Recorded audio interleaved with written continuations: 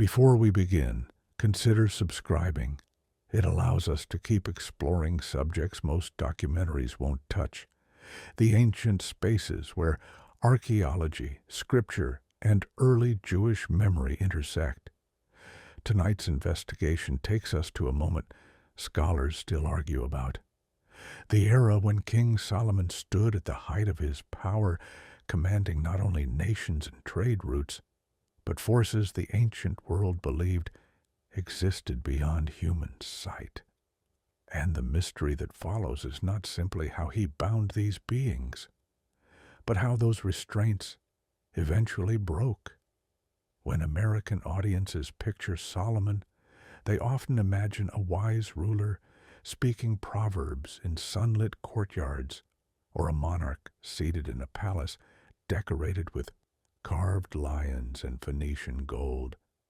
But Second Temple literature, rabbinic traditions, and one of the earliest Jewish magical texts present another side of him, one rarely discussed in standard biblical overviews. According to these sources, Solomon's wisdom was not merely intellectual. It extended into realms the ancient world considered dangerous, liminal, and invisible. This story begins in Jerusalem during a period of intense construction. The temple, the first of its kind, rose above the city like a monumental declaration that Israel had entered a new age. Its design, described in Kings and Chronicles, included bronze pillars, cedar beams, gold overlays, guarded gates, chambers, storage rooms, and a massive altar. But some early texts add something unusual to that architectural description. The idea that Solomon also supervised works beneath the temple. These lower chambers appear in a handful of ancient Jewish sources, often referred to obliquely. They describe subterranean spaces carved long before Solomon's time, which the king expanded or repurposed. One tradition suggests that some of these chambers originally served practical purposes: water channels, storage tunnels, foundational reinforcements.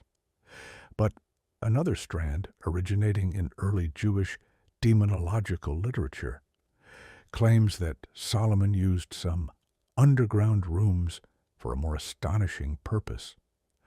According to these writings, Solomon commanded rebellious spiritual beings, forcing them into labor associated with the building of the temple. The Testament of Solomon, a text known in early Christian and Jewish circles, portrays a ruler who confronted beings that resisted the order of God. These spirits, described as destructive, deceptive, or chaotic, were compelled into service by a symbolic object, the seal or ring associated with Solomon's authority. Whether that object was literal, metaphorical, or ritualistic remains debated among scholars.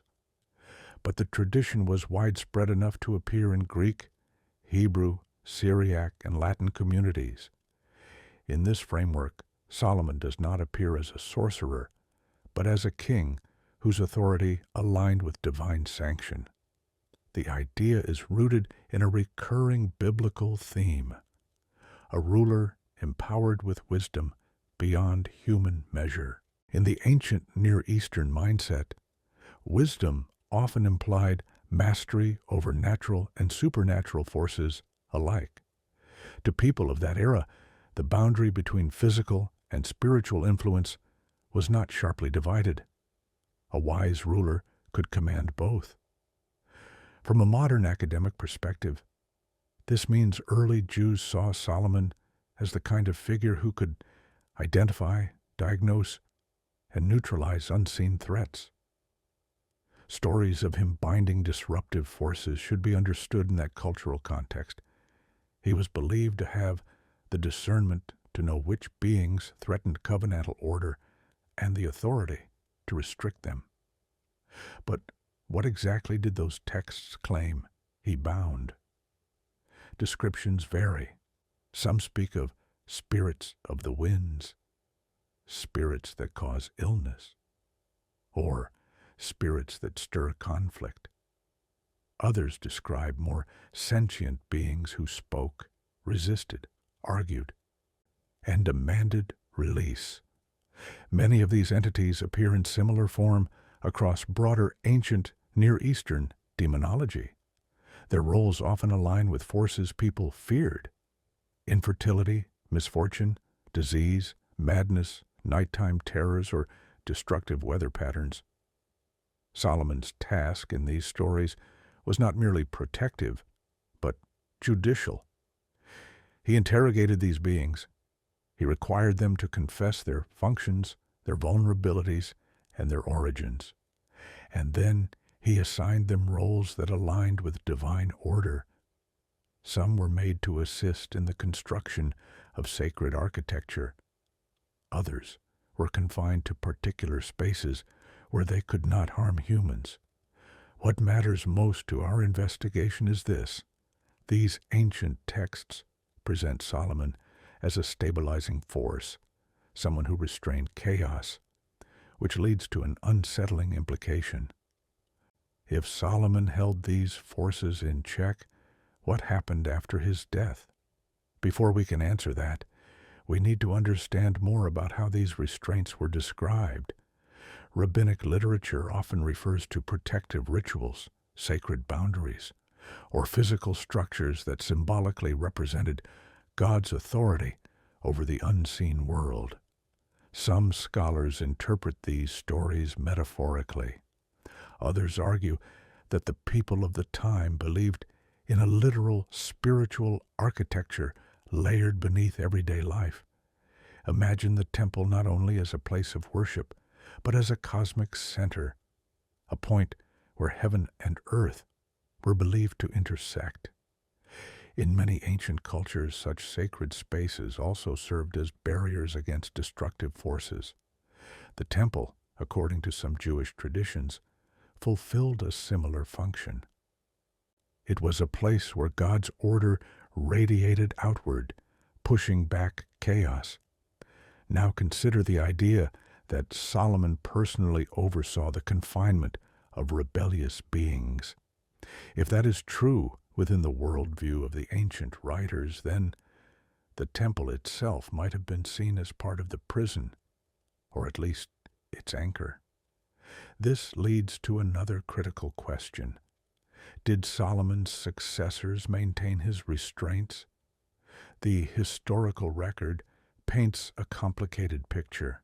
After Solomon's death, the kingdom fractured. Rehoboam ruled Judah. Jeroboam ruled Israel. Their split had deep political, economic, and religious consequences. Priests loyal to Jerusalem remained in the south.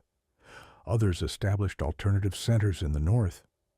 Over decades, rituals diverged, alliances shifted, idolatrous practices emerged in both kingdoms, and the temple in Jerusalem, once the site of precise and unified worship, became the center of a tradition slowly losing coherence.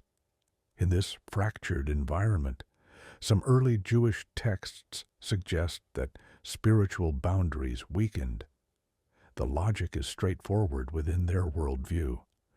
When rituals connected to divine order were neglected or altered, protective structures faltered. But this is only part of the picture. Archaeology shows that Jerusalem itself changed dramatically across the centuries after Solomon. The city expanded and contracted during invasions, revolts, economic shifts, and political instability. Earthquakes, fires, and warfare repeatedly reshaped the landscape. Each reconstruction altered the original layout of the temple platform. If underground chambers existed, the kind referenced in ancient writings, they too would have been disturbed. And this is the moment where our documentary must pause and ask the first major investigative question. Were the beings Solomon bound still confined beneath the temple centuries later? Or did historical upheaval create the conditions for their release? Most biblical texts remain silent on this point. They do not tell us whether anyone after Solomon inherited his authority over the unseen world. They do not mention his seal. They do not describe a successor continuing his spiritual governance. In fact, the silence may be the most important clue, because early Jewish literature from the Second Temple era, many centuries later, reveals a world suddenly filled with demonic encounters, spiritual disturbances, and battles against forces unseen, which raises a possibility scholars continue to debate. Something changed between the reign of Solomon and the rise of these later writings. Something significant.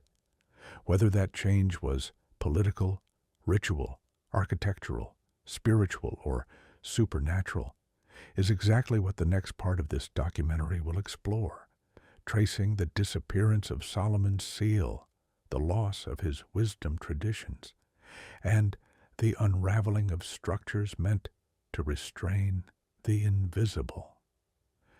The story moves now into one of the most puzzling silences in ancient literature, the disappearance of the object associated with Solomon's authority over the unseen world.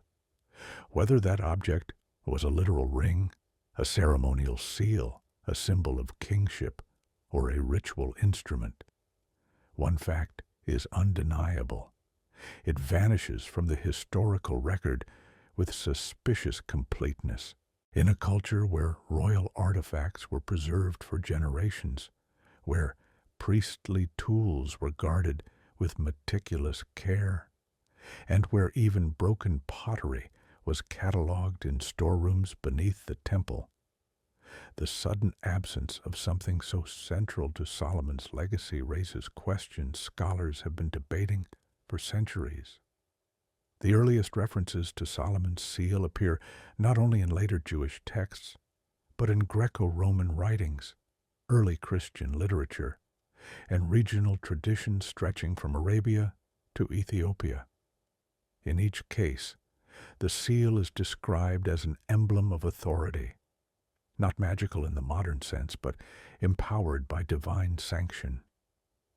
It symbolized wisdom, order, and the ability to command things that resisted the boundaries of the natural world. This cross-cultural consistency suggests the idea was known far beyond Israel, shaping the way surrounding nations viewed Solomon. Yet, despite such a widespread memory, no temple inventory, no royal archive, and no biblical narrative ever mentions the transfer, theft, or destruction of this object. In the ancient world, absence often meant one of two things. The item was deliberately removed, or it was deliberately hidden.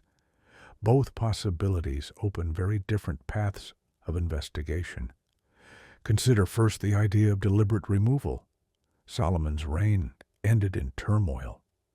Foreign marriages created competing loyalties at court, and his later years were marked by disobedience to divine commandments.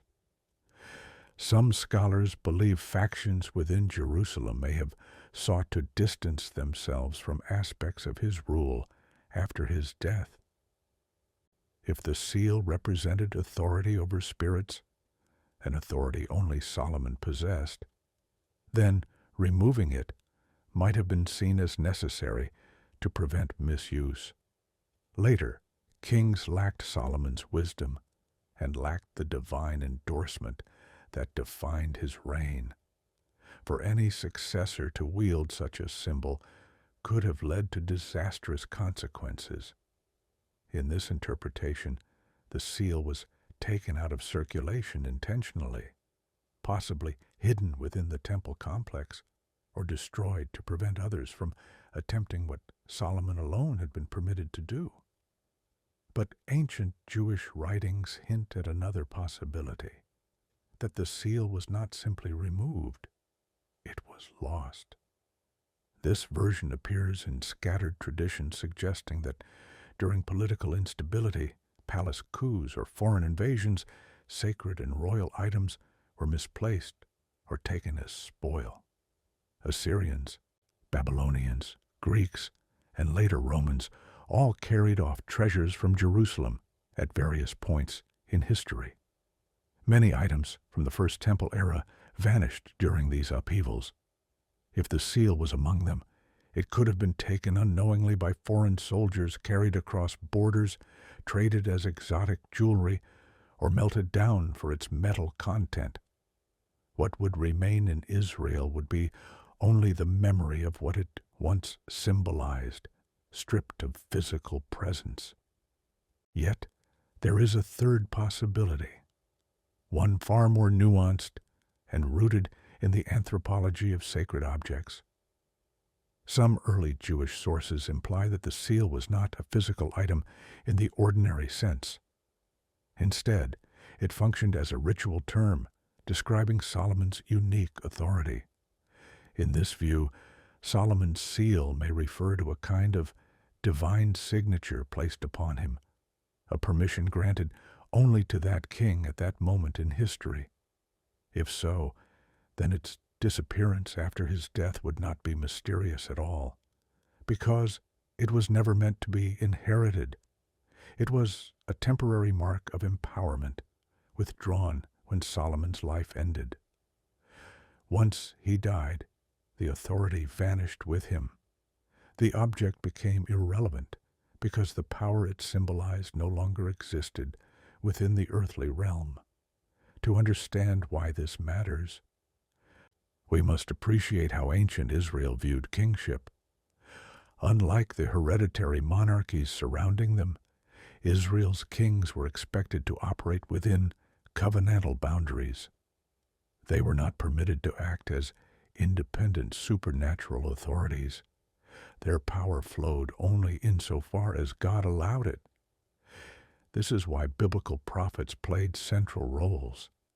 They kept kings accountable, warned them of overreach, and reminded them that their authority was conditional. Solomon's exceptional wisdom, described as unmatched in all nations, appears to have been a one-time divine endowment, not a trait guaranteed to his descendants. When the biblical narrative emphasizes that no one after him possessed his level of wisdom, it reinforces the idea that the seal, whether object or metaphor, could not survive him. But the fact remains, Solomon exercised a kind of spiritual governance no one after him inherited, and as his direct influence faded, the boundaries he maintained began to weaken. To appreciate the importance of this, one must understand how ancient Israel viewed spiritual geography. The temple in Jerusalem was not merely a shrine. It was believed to be a cosmic center where heaven met earth. Many biblical and post-biblical texts portray it as the axis of divine order, a stabilizing force radiating out into the world. If Solomon used this space to bind or restrain rebellious beings, then the structural and ritual integrity of the temple was essential to maintaining those restraints. The problem is that Solomon's temple was not preserved in its original form for long. After Solomon's death, the kingdom fractured into northern and southern realms, Israel and Judah. Religious authority divided, ritual practices diverged, priesthood roles shifted, rival shrines emerged, and the temple in Jerusalem became the center of a tradition struggling to maintain coherence during waves of political tension. Each generation inherited a version of the original worship that looked increasingly different from Solomon's era. When later Jewish writers described this period, they emphasized not only political instability, but spiritual instability. Without the united kingdom, and without a king of Solomon's stature, The rituals connected to maintaining sacred order slowly eroded. Even when righteous kings attempted reforms, men like Jehoshaphat, Hezekiah, or Josiah, they often restored what had already been lost for decades. The spiritual landscape had subtly changed. This is where the disappearance of Solomon's seal becomes more than a historical curiosity. It becomes evidence of a profound shift. If no one possessed Solomon's unique authority after his death, then no one could reinforce the restraints he set in place. This means the beings he subdued were no longer held back by an active ruler. Their confinement depended entirely on structures, rituals, and boundaries established during the era of a king whose wisdom had no equal. Once that era ended, those restraints functioned on inertia rather than ongoing oversight.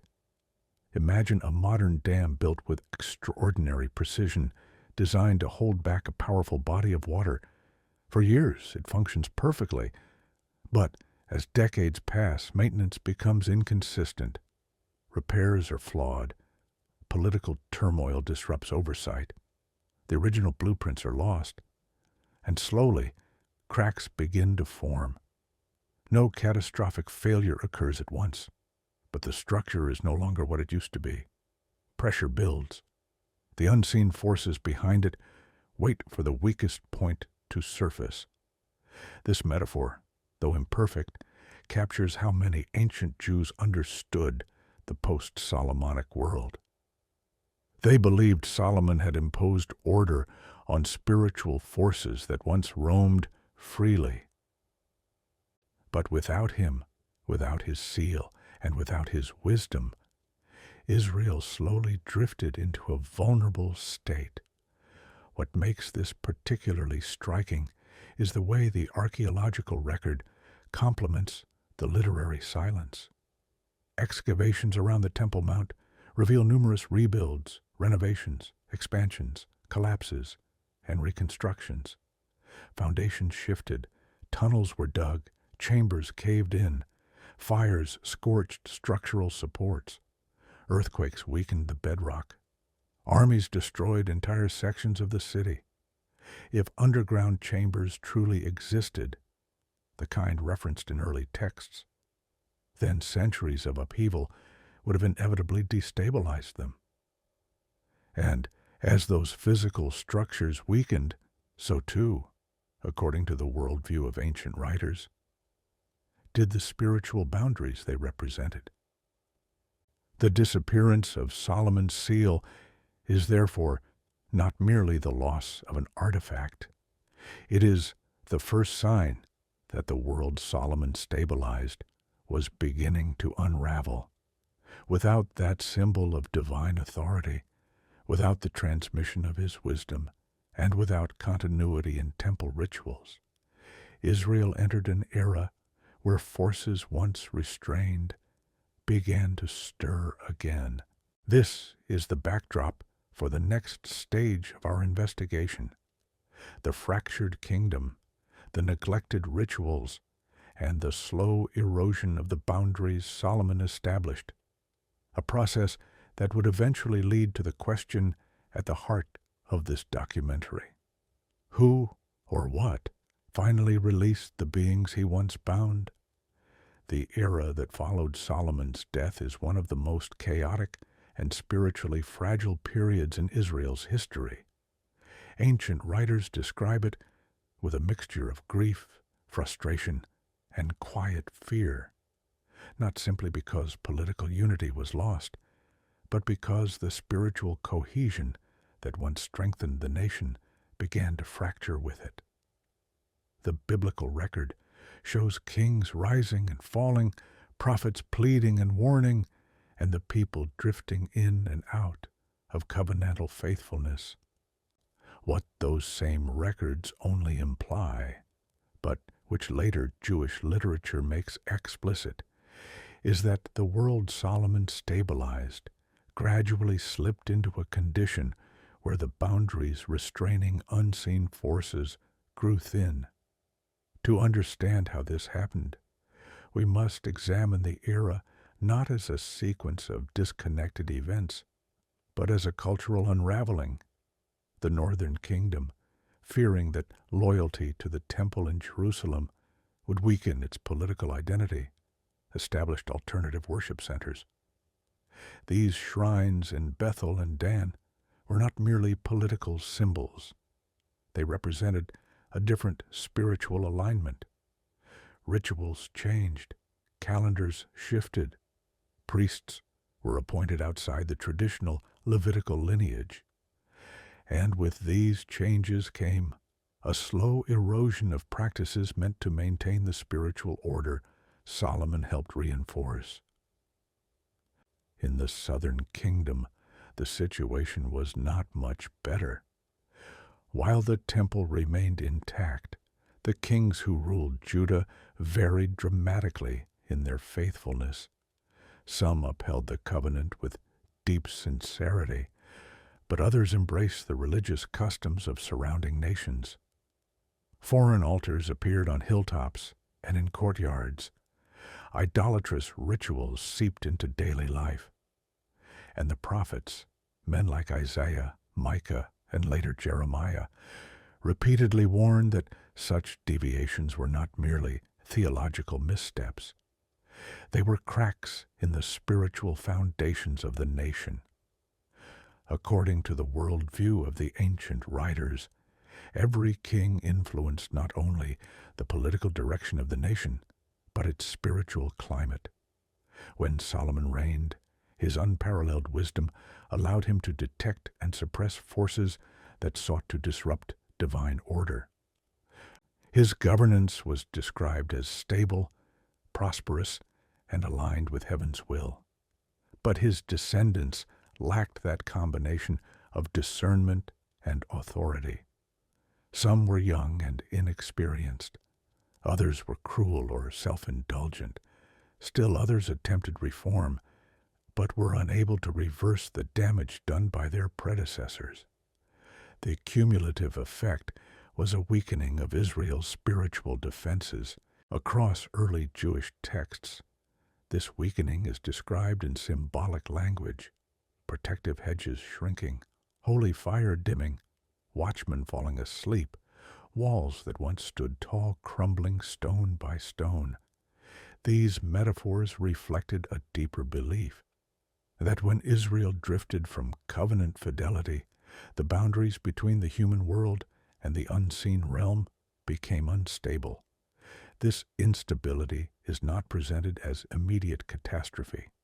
Instead, it unfolds over generations. First, rituals are neglected. Then sacred knowledge begins to fade. Priests who once memorized entire sections of the Torah become unfamiliar with earlier traditions. Songs that once filled the temple courts fall silent.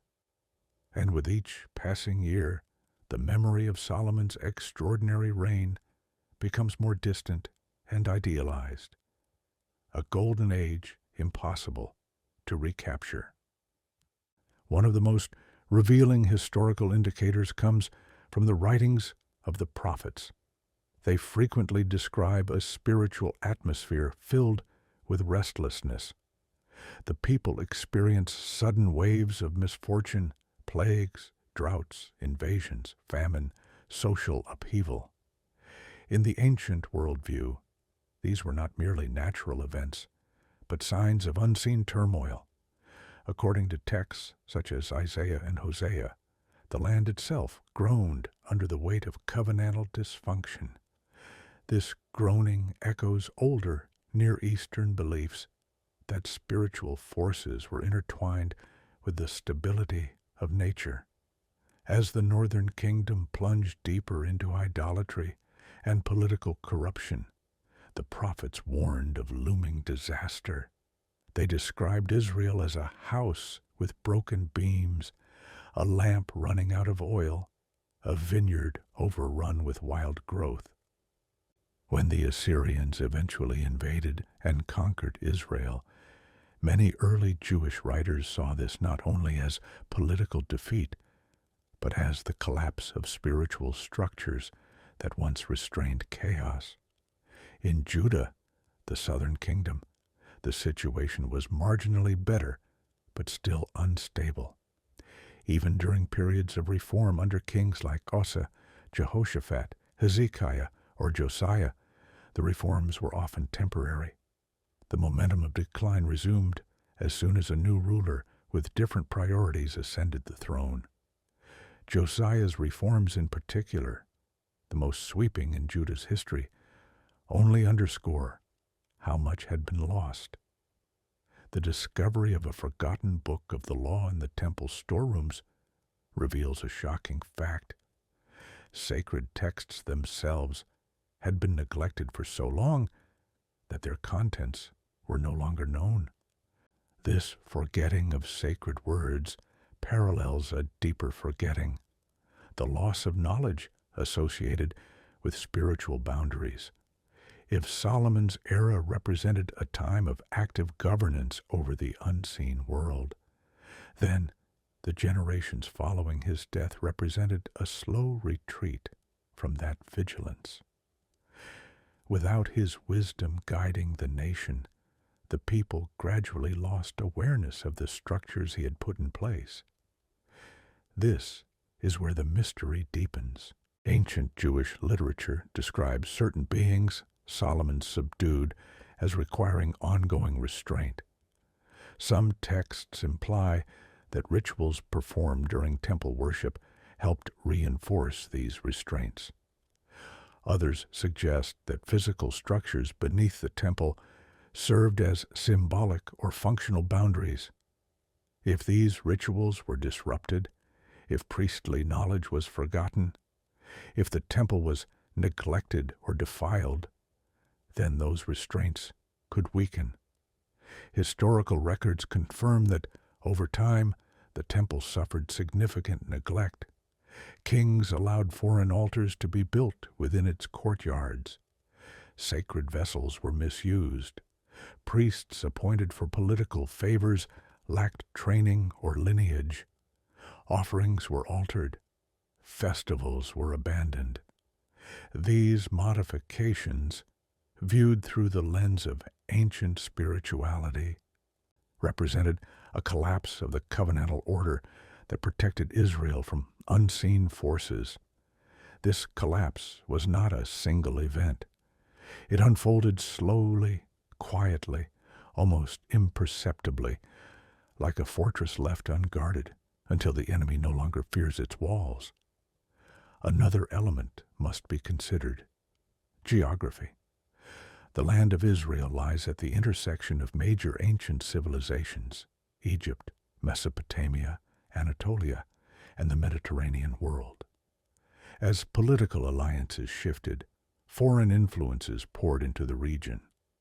Assyrian rituals, Babylonian divination practices, Canaanite fertility rites, and Phoenician cultic customs blended with local traditions. This syncretism diluted Israel's distinctive worship, further eroding the spiritual boundaries Solomon had maintained. Prophets of the era frequently describe encounters with spiritual forces that appear increasingly unruly. Nightmares, visions, deceptive prophets, and destructive spirits become common themes. These accounts are not isolated anecdotes. They reflect a worldview in which the unseen realm was becoming more agitated and intrusive. The Assyrian invasion of the northern kingdom marks a turning point. With Israel destroyed, its people exiled, and its cities replaced by foreign populations, the spiritual landscape shifted dramatically.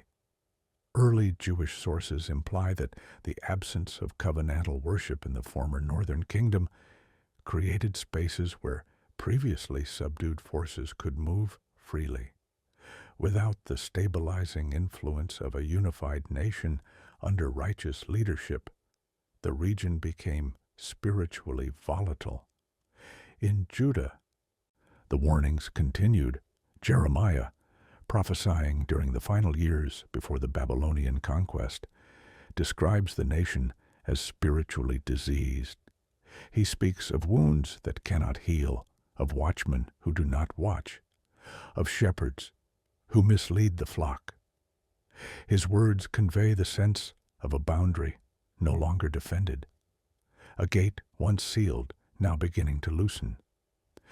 The Babylonians eventually conquered Jerusalem, destroyed the temple, and carried its treasures away. This destruction represents a seismic shift in ancient Jewish understanding. The temple, the axis of divine order, no longer existed. Its sacred architecture, including any hidden chambers beneath it, lay in ruins. The physical structures that may have once housed or restrained rebellious beings were shattered. Smoke rose from the stones. Priests were slain or exiled. Rituals ceased. And for the first time in centuries, the land lacked a sacred center. From the perspective of later Jewish literature, this moment was catastrophic on multiple levels. Political autonomy was lost. Worship collapsed. National identity fractured. But beneath these tangible losses lay an even deeper fear that the boundaries Solomon established had finally crumbled. Scholars studying texts from the Second Temple period, especially the centuries between the Babylonian exile and the rise of early Christianity, note a striking phenomenon: descriptions of unclean spirits, demonic encounters, and spiritual disturbances increase dramatically. Beings once described as restrained or dormant begin appearing throughout the literature. This shift suggests that ancient Jews believed something changed during the exile. Without a unified kingdom, without the temple, and without Solomon's authority, forces once held at bay now roamed again. This transitional era sets the stage for the central mystery of our investigation. For if Solomon bound these beings, and if generations of neglect weakened those restraints, then the next question becomes inevitable. Who or what event finally broke the remaining boundaries? The answer lies in the ruins of the First Temple, in the memories of exiled priests, and in the uneasy rituals of foreign kingdoms that studied Solomon's legacy with curiosity and ambition. Archaeologists and historians have debated for generations what truly lay beneath the First Temple, because even in antiquity, the subterranean world of the Temple Mount was a place of secrecy, silence, and strict restrictions. Ancient Jewish texts speak cautiously about chambers, tunnels, water channels, and storage rooms hidden under layers of limestone, but they rarely describe them openly. Some writers hint that what lay below was not simply structural support, but part of a larger spiritual architecture, a system of boundaries and thresholds aligned with Israel's understanding of sacred geography. And within these hints lies one of the most persistent mysteries in biblical history, a possible gate beneath the temple that early Jews believed served to restrain forces Solomon had subdued. To understand this idea, we must look at how ancient temples functioned in the broader Near Eastern world. Across Mesopotamia, Egypt, and Canaan, temples were constructed with distinct hierarchical zones: outer courts for the public, inner courts for the priests, and inner sanctuaries representing the dwelling place of the divine. Beneath many temples lay chambers where ritual items were stored, where water was collected, or where boundary rites were performed. These lower levels often symbolize the underworld, not as a place of the dead, but as the realm of chaotic forces that the deity had overcome. When Solomon built the temple in Jerusalem, he likely incorporated architectural elements understood across the ancient world as part of the cosmic order. Jewish tradition reinforces this idea. Several early texts describe the temple as a meeting point between heaven and earth, but some also present it as a barrier, a protective structure that repelled or restrained forces associated with disorder. In this worldview, the temple did not merely host worship, it stabilized creation. Solomon, with his unparalleled wisdom, would have understood these concepts deeply. Building the temple was not only a political achievement, but a cosmic act, aligning Israel's worship with a universal spiritual order. The biblical narrative records that Solomon constructed extensive underground features near the temple. Large cisterns, tunnels, and chambers appear throughout Jerusalem's First Temple period remains. Some of these structures predate Solomon, carved during the Jebusite era. Others appear to have been expanded or reinforced during his reign.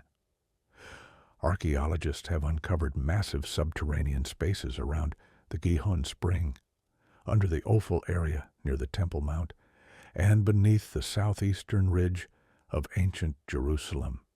These spaces hint at a network that may once have extended below the sacred precinct. While the archaeological record cannot confirm every detail found in ancient texts, it does confirm the existence of underground infrastructure extensive enough to support later interpretations of a concealed gate. Some scholars point to a particular feature known as the Great Cavern, a huge natural cave beneath the Temple Mount that was partially leveled and filled during various construction phases. Others highlight tunnels discovered under what may have been the temple platform, tunnels large enough to walk through, with smoothed walls indicating deliberate shaping. It is within the context of these subterranean features that early Jewish traditions about Solomon's restraints take shape. The Testament of Solomon, a text known and studied across Jewish and Christian communities, describes Solomon interrogating various spirits and assigning them tasks beneath the temple. In this narrative, rebellious beings are forced to move stones, carve foundations, and labor in the construction of the temple's underground areas. Some are described as being confined to hollows, pits, or chambers until the end of time. While modern scholars debate the literal accuracy of these accounts, the fact that such stories circulated widely indicates a collective belief that the temple's substructure played a role in restraining unseen forces. Other early texts, including fragments found among later Jewish mystical writings, refer to gates of the deep, openings to the abyss, or chambers of confinement beneath Jerusalem's sacred center. These descriptions are not sensational or mythological, but theological, reflecting a belief that God's presence in the temple maintained order over realms beneath creation. Solomon, as the divinely appointed king, participated in this order by placing rebellious beings under restraint. In this conceptual framework, the temple did not merely host worship, it sealed boundaries. The most intriguing aspect of these traditions is the idea of a gate. This gate is not described as a doorway one could simply walk through, but as a metaphysical threshold represented in physical form. Ancient Jews believed that certain places on earth corresponded to spiritual intersections, points where the fabric between realms was thinner. The temple was one of those points. Underneath it, according to some traditions, lay a boundary marking the edge of the chaotic deep, the Tehom of Genesis, the same primordial waters God subdued when creating order. In this interpretation, the subterranean chambers of the temple served as a symbolic confinement of forces linked to that deep. Whether these forces were understood as actual beings or as manifestations of chaos varied among different writers, but the idea remained consistent. The temple was a cosmic regulator. It kept Israel aligned with divine order and held back elements that threatened that order. What makes this moment in history so critical is that the stability Solomon established depended on ongoing maintenance, not merely architectural stability, but spiritual continuity. When Solomon died, that continuity began to unravel. His successors lacked his wisdom and failed to preserve the knowledge associated with these subterranean boundaries. Ritual precision faded. Sacred objects were misused or lost. Priests were replaced by political appointees unfamiliar with older traditions. And with each generation, the memory of how Solomon had restrained rebellious beings faded further. Meanwhile, the underground structures of the temple did not remain untouched. Earthquakes shook Jerusalem. Foreign armies breached the city. Fires scorched the walls. Rebuilding projects altered foundations. Over decades, centuries, and multiple reigns, the subterranean chambers experienced tremendous stress. Stones shifted, supports cracked, water channels rerouted, some tunnels collapsed, while others were expanded or repurposed. All of these changes, insignificant in isolation, accumulated into a profound destabilization. According to ancient worldviews, a weakening of sacred architecture meant a weakening of spiritual boundaries. When the physical symbol deteriorated, the metaphysical boundary it represented weakened as well. In later Jewish writings, there are hints that forces once restrained began to stir. These texts describe increased spiritual turmoil, deceptive visions, unclean spirits, and strange occurrences spreading through the land. Although these accounts are not scientific in the modern sense, they reflect the ancient belief that the world was entering a period of instability. The Babylonian invasion of Jerusalem marked the breaking point. When the Babylonians destroyed the first temple, they shattered the very structure ancient Jews believed upheld the order of creation. The walls fell. The stones were torn apart. The foundation was desecrated. Smoke filled the court. Priests fled or were killed. Treasures were taken or destroyed. And beneath all of this, the subterranean architecture collapsed in ways that have never been fully reconstructed.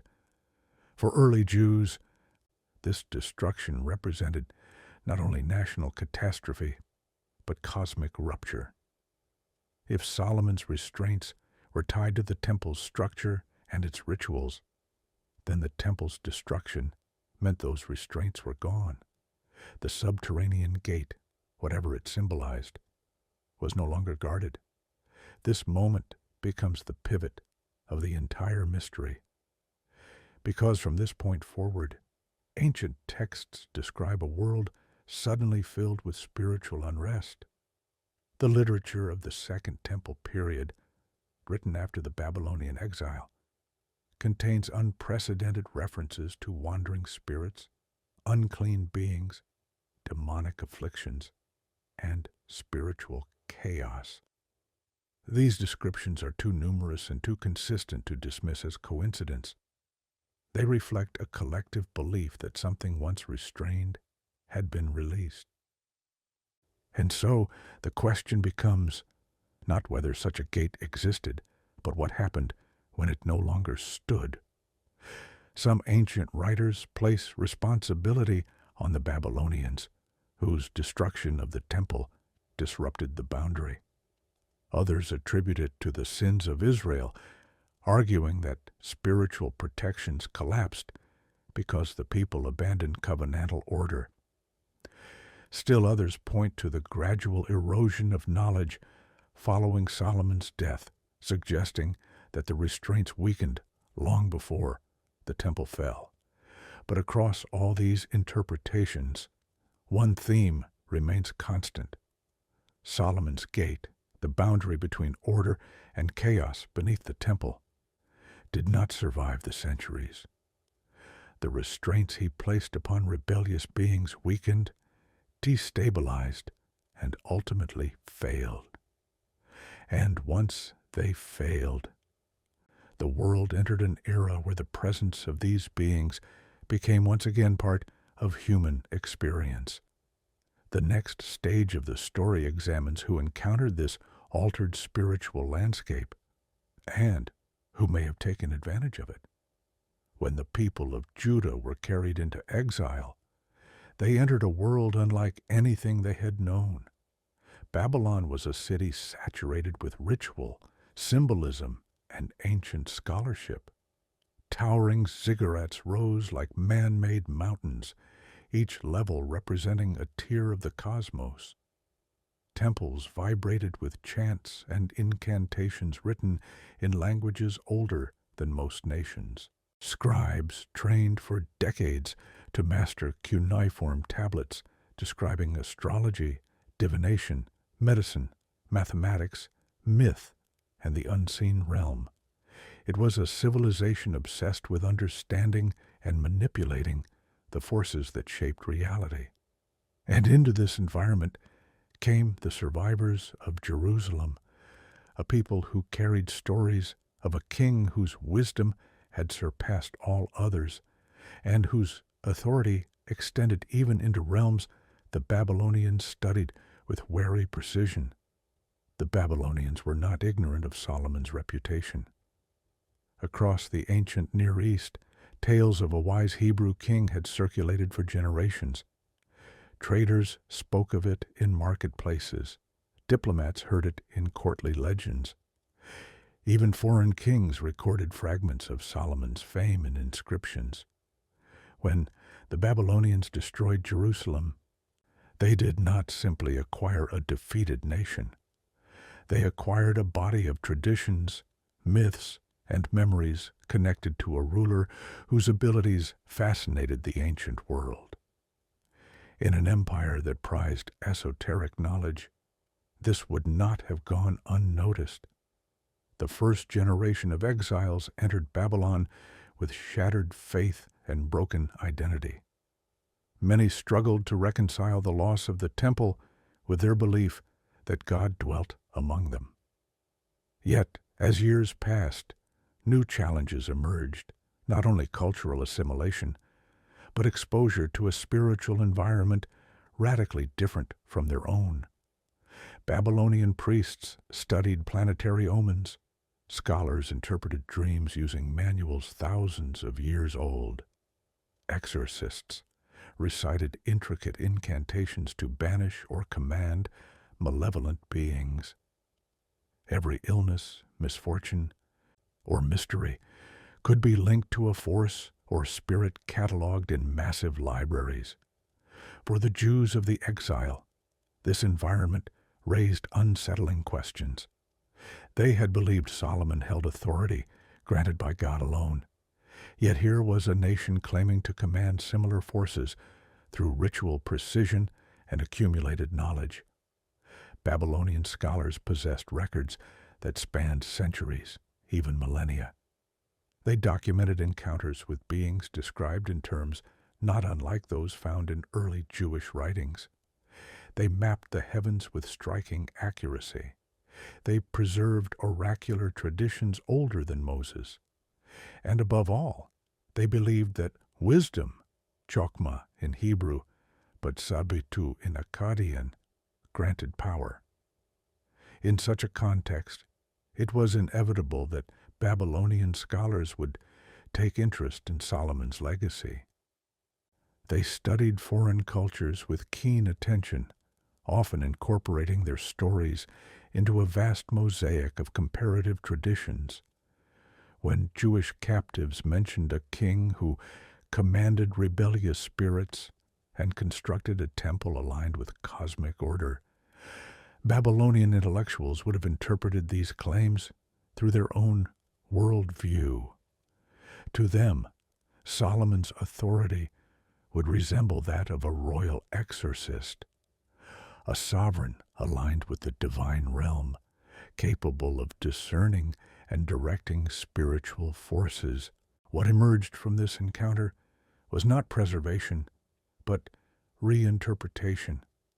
Babylonian priests and scholars, seasoned in the analysis of omens and rituals, began to integrate fragments of Israelite spiritual knowledge into their own frameworks. Like archivists handling ancient texts, they extracted elements that fit their cosmology and discarded or redefined the rest. Traditions surrounding Solomon's seal, his interrogations of rebellious beings, and his construction of subterranean boundaries became, in their hands, symbols of mastery rather than covenant. In Babylonian thought, no divine gift was permanent. Power came from accumulated knowledge, repeated ritual, and alignment with celestial patterns. Thus, Solomon's authority became something to study, perhaps even to replicate. This reinterpretation had consequences. Babylonian scholars categorized spirits with extraordinary detail. They recorded names, functions, weaknesses, and behavioral patterns. Many of these descriptions resemble entities mentioned in early Jewish traditions, beings connected to disease, storms, deception, nightmares, and disorder. If the restraint Solomon placed upon such beings weakened with the temple's destruction, Babylonian scholars may have perceived the resulting instability as an opportunity. To them, chaos was not purely evil, but a force that could be directed or manipulated with proper technique. What Israel saw as rebellion, Babylon saw as potential influence. It is during this period that certain texts associated with Solomon begin appearing in forms that show clear Babylonian influence. The earliest fragments of traditions later found in works like the Testament of Solomon reflect motifs common in Mesopotamian incantation literature. There are structured dialogues between rulers and rebellious forces. There are lists of spirits categorized by function. There are descriptions of illnesses linked to entities who confess their names and vulnerabilities. These parallels do not mean the texts were Babylonian in origin. They mean that Jewish scribes living in exile preserved their traditions while surrounded by Babylonian models of spiritual documentation.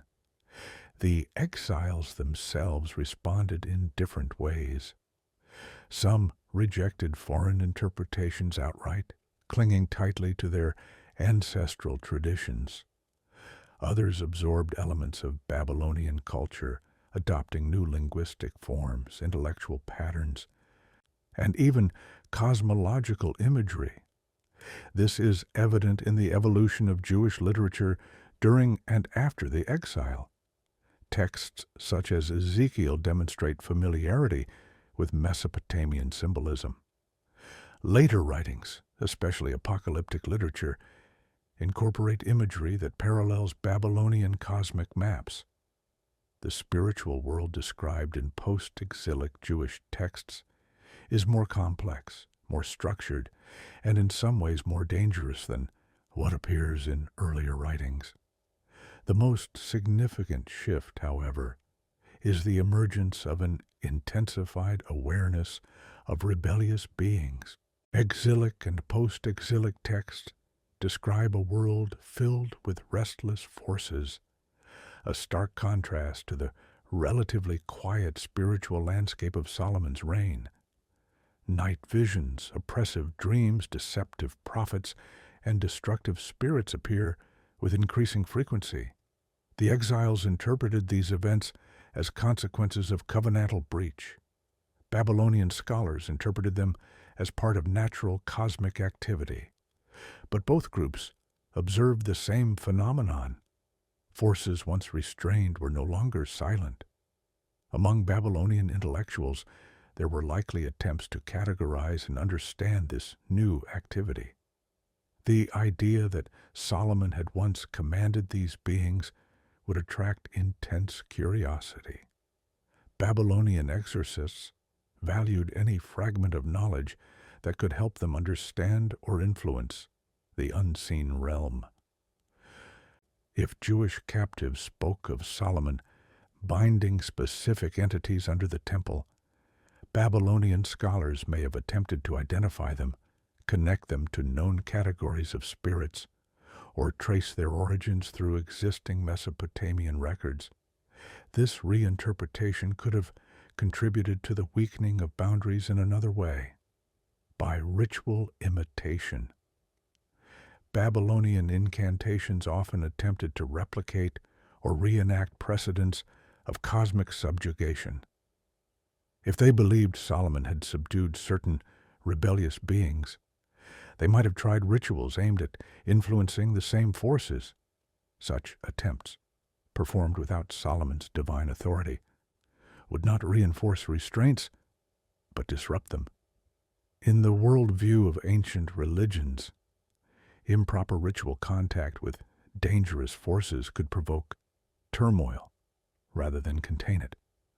Meanwhile, within the Jewish community, priests and scribes struggled to maintain the fragments of sacred knowledge they remembered.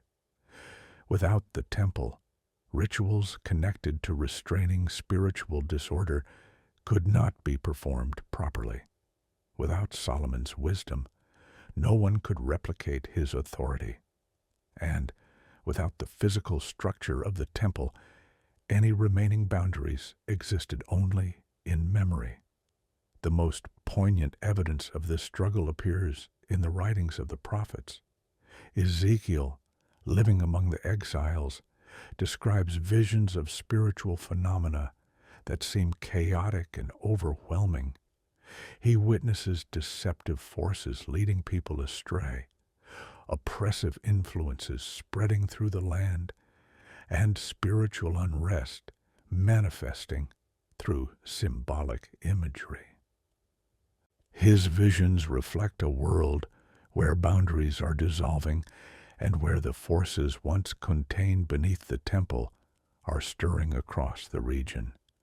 The Babylonians, though skilled in ritual, could not recreate the cosmic order Israel believed centered in the temple. Their incantations might identify or repel certain forces, but they lacked the covenantal authority tied to Solomon's reign. Their reinterpretation of his legacy, therefore, did not preserve his restraints. It distorted them. And distortion, in the spiritual worldview of the ancient Near East, could be as dangerous as neglect.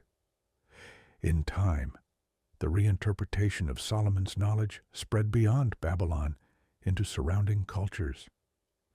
As the Persian Empire conquered Babylon and inherited its archives, fragments of these ideas were transmitted into new contexts. Later, Jewish communities encountered echoes of their own traditions filtered through foreign lenses, creating a sense of spiritual disorientation. What had once been clear, Solomon's unique role in restraining rebellious beings, became muddled by competing interpretations. The exile thus represents not only the physical displacement of a nation, but the migration of its spiritual memory into foreign hands.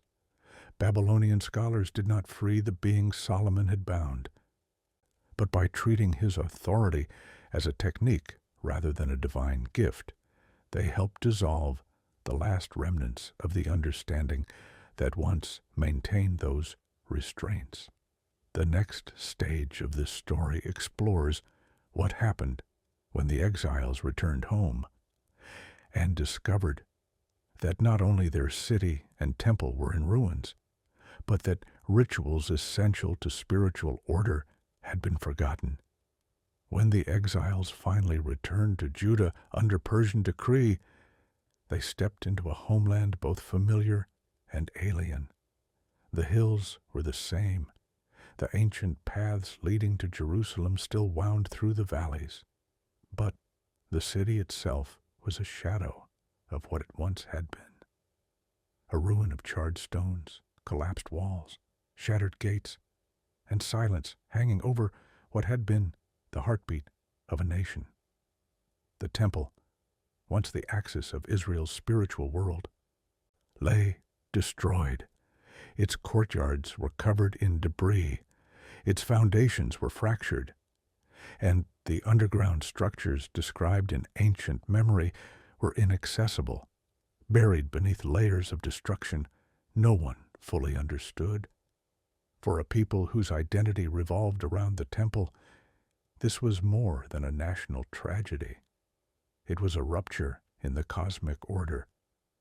Without the temple's rituals, without its sacred vessels, without its priests functioning in their ordained roles, the spiritual equilibrium Solomon had established centuries earlier could not be restored. The returning exiles faced a monumental task to rebuild not only their city, but the entire spiritual framework of their world. Yet, as soon as the rebuilding began, an unsettling discovery emerged. Many of the rituals essential to the temple's function had been forgotten. This is not speculation. It is recorded directly in post-exilic texts. Priests appointed to resume temple service admitted they did not know the proper procedures for certain offerings.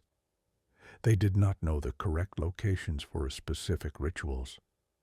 They did not know how to perform ceremonies that had been central to Solomon's era. The destruction of the temple had not only eliminated its physical structure, it had erased generational memory. The book of Ezra describes a moment when governors sought clarity on how priests were to be reinstated because the document of genealogy was missing. Without these records, they could not determine who was qualified for sacred duties. This problem extended far beyond ancestry. Sacred knowledge was transmitted orally from priest to priest, generation to generation. The exile interrupted that chain. A generation of priests grew up in Babylon, far from the temple. They learned scriptures, they memorized laws, but they never practiced the rituals. And without practice, memory fades. This fading memory had consequences much deeper than liturgical error. Some early Jewish texts imply that specific rituals performed at the temple reinforced boundaries that held back spiritual disorder. If these rituals were forgotten or performed incorrectly, the spiritual order would weaken. Modern readers often overlook this dimension, but ancient Jews understood it well. Certain offerings were not merely symbolic. They were part of the nation's covenantal maintenance. The exile severed this maintenance for decades. When the people returned, they faced an unspoken fear. Had something stirred the absence of those rituals? Evidence suggests many believed the answer was yes. Prophetic writings from the post-exilic period are filled with references to spiritual disturbance. Haggai speaks of a world trembling. Zechariah describes encounters with beings who accuse, deceive, or wander. Malachi warns of messengers who move between realms with alarming ease. These descriptions are not literary flourishes. They reflect a perception that the spiritual environment had changed dramatically during the exile. But the most revealing evidence comes from the priesthood's response. A group of leaders, including Jeshua, the high priest, and Zerubbabel, the governor, worked tirelessly to rebuild the altar even before the temple itself was restored. This urgency reveals their belief that without sacrificial worship, their nation remained spiritually exposed. They reinstated morning and evening offerings, They kept festivals despite limited resources. They attempted to revive the rituals as best they could, even though they no longer remembered every detail. But there was something they could not rebuild, the underground architecture that once supported spiritual boundaries. The subterranean chambers from Solomon's era were buried beneath rubble, burned, collapsed, or completely inaccessible. Whatever symbolic or functional role they played in restraining rebellious forces was gone. The exiles rebuilt the temple's visible structure, but not its ancient core. This absence created a striking contrast. Outwardly, the temple was restored. Inwardly, in the deeper layers ancient writers considered critical, it was incomplete. This incompleteness is reflected subtly in the prophetic texts. When Haggai describes the rebuilt temple, he records the elders weeping. They wept not because the structure was small, but because they knew something was missing. The temple lacked the Ark of the Covenant. It lacked certain sacred vessels. It lacked original architectural features. And in the worldview of the ancient priesthood, missing objects were not merely ceremonial losses. They represented missing channels of divine presence. If rituals connected to restraining spiritual disorder had been forgotten, and if sacred objects connected to those rituals were missing, then the boundaries Solomon established were not restored. They were replaced with an approximation that lacked the same authority. The writings of Zechariah deepen this concern. Vision after vision portrays a spiritual world marked by unusual activity. Horses patrolling the earth, a flying scroll representing judgment, a woman sealed inside an ephah basket symbolizing lawlessness being transported to a distant land.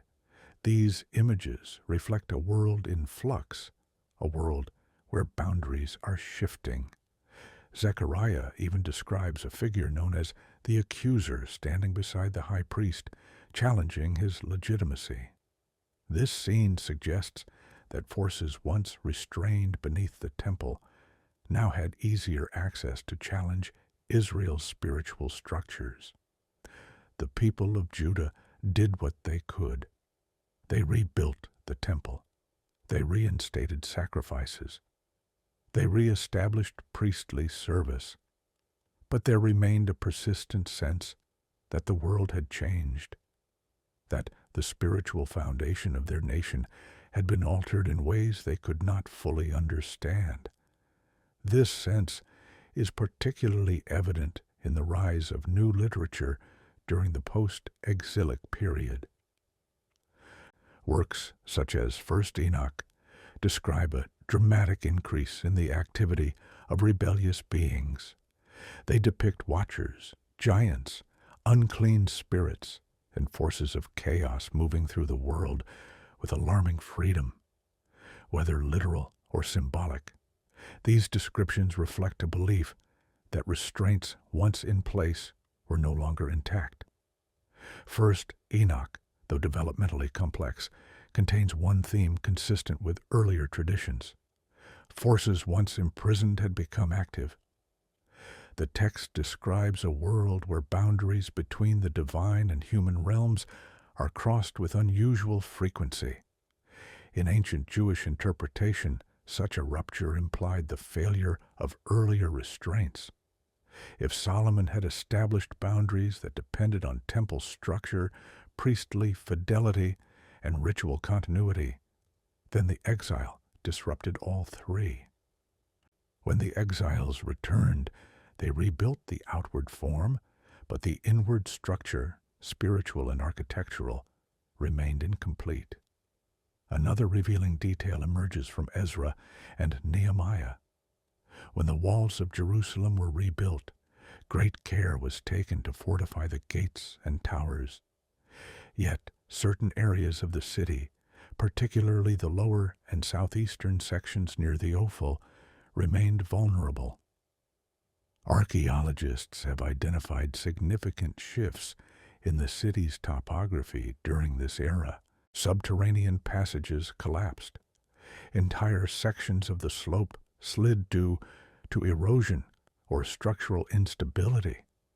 If any of Solomon's restraints involved underground features, chambers, gates, or thresholds, then those features would have been irreparably damaged. This damage aligns with a broader pattern in post-exilic spirituality, a heightened awareness of spiritual vulnerability. Jewish communities began developing new traditions of protection, prayers, blessings, angelic invocations, and forms of spiritual vigilance not emphasized in earlier eras. These developments reflect an underlying belief that the spiritual threats of the world were now more active, more intrusive, and more difficult to contain. The Second Temple, despite its grandeur, lacked certain elements of the First Temple that symbolized divine authority. The absence of the Ark is the most famous example, but there were others: the heavenly fire, the Urim and Thummim, and key ritual components. Each missing item represented not only a historical loss, but a weakening of the symbolic architecture used to maintain spiritual order. In this spiritually diminished environment, forces once subdued by Solomon would no longer face the same restraints. The renewed temple, while sacred, did not possess the same spiritual alignment as the original. Its rituals were fewer, its structures altered, and its subterranean foundations fundamentally changed. And so, the people of Judah entered a new era, one in which they carried the memory of Solomon's authority, but lacked the mechanisms that supported it. They observed increased spiritual disturbances. They developed new forms of vigilance. They adapted their worldview to a reality in which the unseen realm was more active. The question that emerges is profound. Was this spiritual unrest merely the result of historical trauma, or evidence that something bound in Solomon's day had begun to move? The next stage of the investigation examines how the Second Temple era transformed the ancient world, and why spiritual activity intensified during the centuries leading to the rise of early Christianity. When the Second Temple finally stood upon the ruins of the first, it marked not a return to what once was, but the beginning of something entirely different. The people celebrated, prayed, and offered sacrifices. But beneath the joy was a quiet acknowledgement whispered among elders, priests, and scribes. The world had changed. The spiritual landscape was not the same as in Solomon's day. Something in the structure of reality felt altered, thinner, less stable, more permeable. And the temple they rebuilt, though magnificent, did not anchor the spiritual realm as its predecessor once had. The Second Temple lacked key elements that had defined the First Temple's sanctity. It did not contain the Ark of the Covenant, the mercy seat, or the stone tablets of the commandments. The sacred fire that once descended from heaven had vanished. The Urim and Thummim, stones of divine guidance used by priests, were gone. Prophetic voices had grown rare, and the subterranean architecture that underlined Solomon's era was either collapsed, inaccessible, or reconstructed without its original alignment. These missing elements mattered. They shaped not only ritual practice, but cosmic orientation. Ancient Jews believed that God's presence dwelled between the golden cherubim of the Ark. Without the Ark, there was no earthly throne. Without the divine fire, there was no visible sign of divine approval. Without prophetic clarity, there was no direct assurance that the temple functioned as intended. The Second Temple was therefore sacred, yet incomplete, powerful, yet lacking the deep-rooted spiritual structure that once restrained rebellious beings beneath the First Temple. This incompleteness coincided with a striking rise in references to spiritual unrest across Jewish literature. The centuries following the exile saw an unprecedented surge in stories involving unclean spirits, rebellious forces, and cosmic conflict. These stories were not exotic inventions. They reflected a lived experience.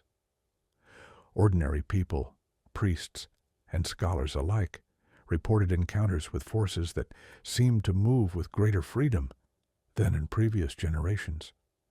Among the most compelling evidence of this shift is the book known as First Enoch, a collection of ancient Jewish writings describing a world in which spiritual beings interacted freely with humanity. Whether literal or symbolic, First Enoch reflects a perception that cosmic boundaries had weakened. Forces once restrained were now active. The text describes watchers descending into the human world, chaotic spirits influencing behavior, and a landscape filled with unrest. These descriptions do not appear in earlier biblical narratives with the same intensity or frequency. Another body of evidence comes from the Dead Sea Scrolls. These texts, written by a community deeply concerned with spiritual purity, describe a cosmic war between forces of light and darkness. The community believed that demonic influences roamed the world more freely than ever before, corrupting nations and individuals. Their prayers include elaborate protections against unclean beings, suggesting a worldview shaped by heightened spiritual activity. Meanwhile, the Second Temple priesthood developed new practices to address concerns about spiritual intrusion. Among these was the increased use of exorcistic formulas, prayers invoking God's power to repel unclean forces. Unlike in Solomon's era, where authority over such beings was concentrated in the king's divine wisdom, this authority had become diffuse. Priests did what they could, but their efforts were limited without the full apparatus of the First Temple. Exorcistic language found in later Jewish texts reflects a defensive posture, a spiritual community fighting to maintain boundaries that had once been strong and effortless. This spiritual tension was not isolated to religious literature. It manifested in historical accounts as well. Greek and Roman sources documenting Judea describe the region as deeply attuned to spiritual forces. They record stories of exorcists, healers, and prophets who claimed to confront unseen beings. Even outside observers noticed an intensity in Judea's spiritual climate that surpassed other regions. This intensity did not arise in a cultural vacuum. It was the product of centuries of spiritual destabilization following the collapse of the First Temple. Scholars studying Second Temple Judaism note a significant shift in how ancient Jews understood the cosmos. Before the exile, the spiritual world was acknowledged but often distant. After the exile, and especially during the Second Temple period, it became immediate, intrusive, and unpredictable. This is evident in the rise of apocalyptic literature. Texts such as Daniel, First Enoch, and Jubilees portray history as a battlefield between cosmic forces. Dreams, visions, and angelic encounters become central to these narratives. This thematic shift suggests that Jewish communities felt increasingly vulnerable to spiritual attack. One factor contributing to this vulnerability was the political instability of the era. After the Persian rule came the Greeks, whose cultural influence altered Jewish identity. Then came the Seleucids, whose oppression sparked the Maccabean revolt. Even in victory, the Hasmonean dynasty brought internal conflict, corruption, and power struggles that further eroded spiritual confidence. Rome eventually conquered Judea, bringing military strength, but also spiritual confusion. Each shift in political power coincided with a shift in spiritual perception. The ancient worldview did not separate political and spiritual realms. Turmoil in one reflected turmoil in the other. When kings were corrupt, rituals faltered. When rituals faltered, boundaries weakened. And when boundaries weakened, spiritual forces that had once been restrained became active. This cycle repeated through the Second Temple era, creating a landscape where unclean spirits were believed to move more freely than at any point in Israel's previous history. Archaeological evidence supports this shift in a subtle but telling way. Excavations around Jerusalem reveal extensive modifications to the temple platform during Herod's expansion. Herod rebuilt the entire structure, transforming it into one of the most impressive temples in the ancient world. Yet his construction was political, not spiritual. It lacked the divine orientation and symbolic architecture of Solomon's temple. Herod, a king installed by Rome, did not seek to restore cosmic order. He sought to impress the empire and secure loyalty. The result was a magnificent but spiritually misaligned structure, grand in appearance, but hollow in sacred function. This misalignment likely contributed to the sense of spiritual unrest that permeated the era. If Solomon's temple acted as a boundary between realms, Herod's reconstruction could not fulfill that role. The Second Temple, for all its beauty, did not reestablish the restraints that once maintained spiritual stability. This context is essential for understanding the explosive rise of exorcism during the first century. Jewish communities across the region documented encounters with individuals afflicted by unclean spirits.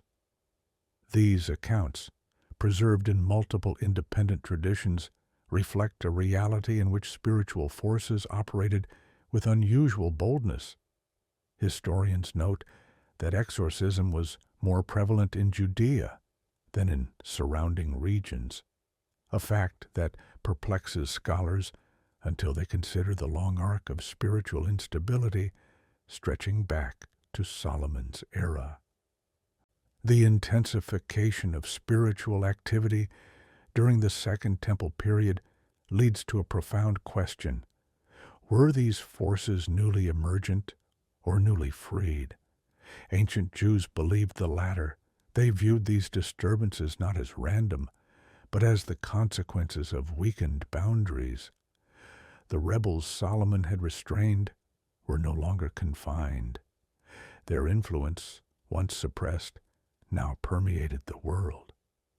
This belief pervades apocalyptic literature, which anticipates a final restoration of order. The recurring theme is that only divine intervention, not human ritual, not rebuilt structures, not priestly action, can reestablish what Solomon's wisdom once upheld. In this worldview, the Second Temple era is a temporary stage of spiritual imbalance, a period awaiting cosmic reordering. The stage is set for the next phase of this investigation, where the intertestamental era reveals an unprecedented rise in encounters with unruly forces, a rise so dramatic that it shaped the spiritual environment of the entire ancient Near East. And it is in that environment that the question intensifies.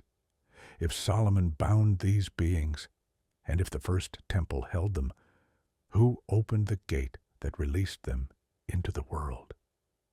By the time the Second Temple era matured into the intertestamental period, Judea had become a crossroads of empires, philosophies, and spiritual anxieties.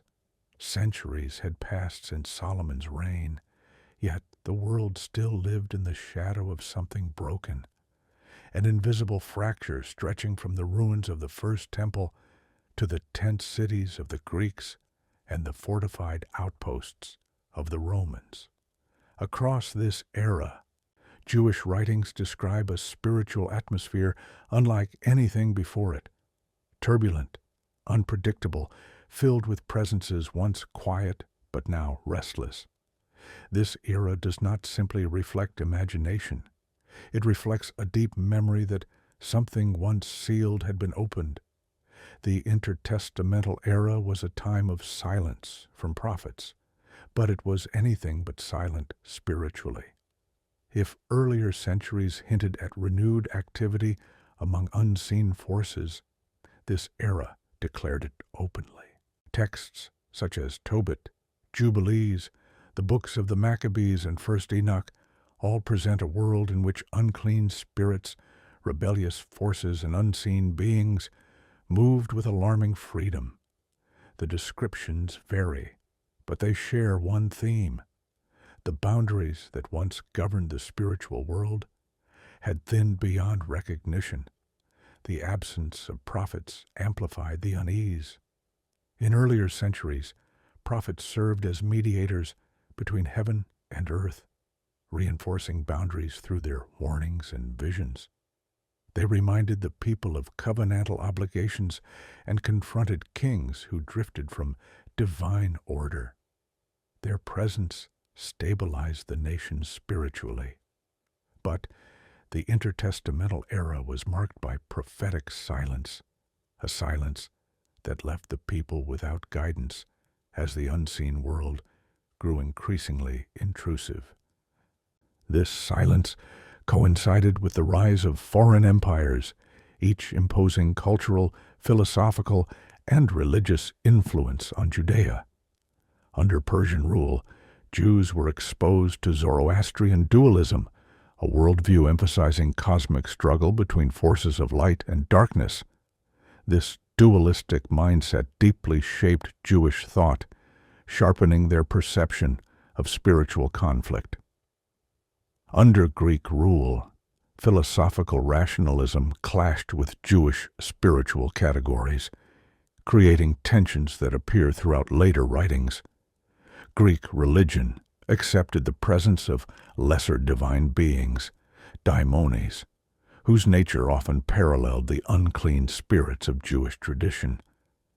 As Greek influence spread, Jewish communities encountered an intellectual environment that acknowledged spiritual beings, yet lacked clear moral boundaries for them.